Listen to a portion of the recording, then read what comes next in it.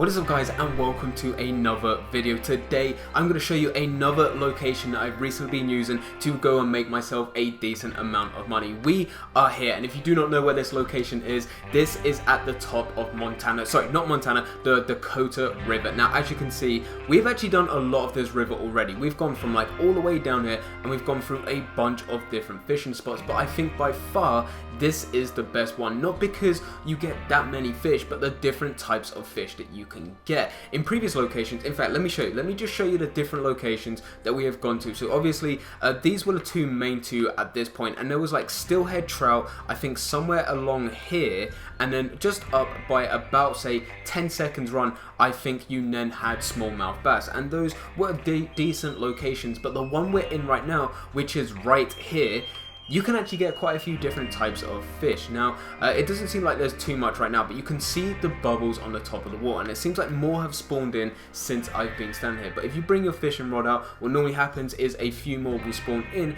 But if we just go and look, what you have is, that's a sockeye salmon right there, right at the top of my fishing rod there. And also, we did have some northern pikes, which seem to have despawned as I've been talking. But you can get northern pikes in this area, and they go for $8, which is very good. On top of that, you can still get rock bass, you can still go and get pickerel, you can still go and get bluegill. On top of that, I've had a steelhead trout, which I haven't had too many of, but I have managed to go and get myself a steelhead trout, which is actually very good. There's not been that many locations where I've been able to get sockeye salmon as well as steelhead trout in the same place, as well as a northern pike. All of that goes for a very good amount of money. Now you do have to come to the middle of this river, and then you can go to this location. It either spawns on either side as we go and get ourselves a sockeye salmon, which hopefully will not take too long to go and reel in. The current is actually very strong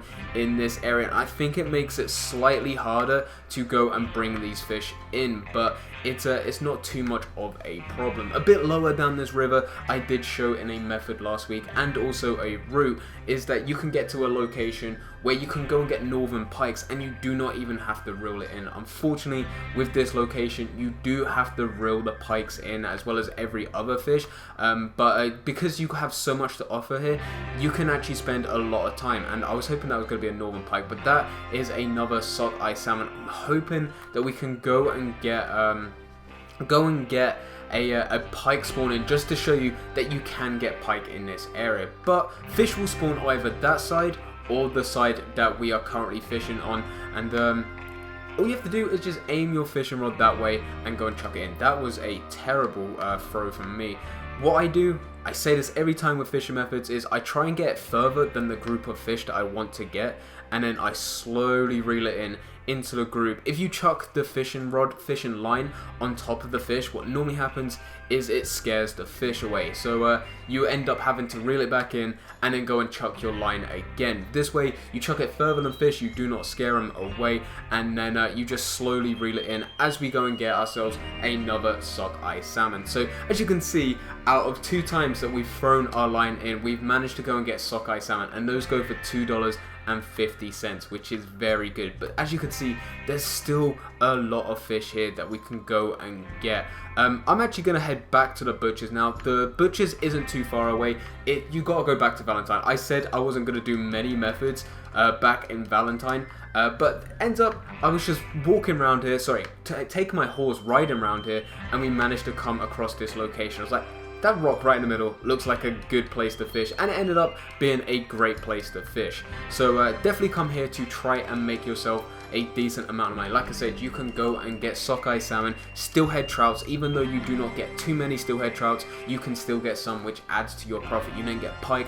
Those are the main 3. On top of that, you can go and get pickerel, smallmouth bass, rock bass, and also bluegill, which all of those go for $1 each, apart from bluegill. But Valentine is not too far away. The only awkward thing is that as you're going along the sides of these mountains, there are some thin sort of roots, which, I don't know, like the horse, I don't know, it just doesn't feel natural to go and ride across with a horse. I'll be back in a sec once we get back to Valentine. Okay, so we are back in Valentine. Did not take too long to go and get here. We only have sockeye salmon to sell. I did do a bit of fishing just before I got to go and show you guys as I started the recording, but we managed to go and get ourselves 2 fish, which was $5 in like no time. The other fish was, like I said, something that we got before the method even started, before I even started and pressed the record button on my Elgato. But as I was coming back, I did go past this location, which was just down here, where I think it was just around this location, just here, where you can go and get yourself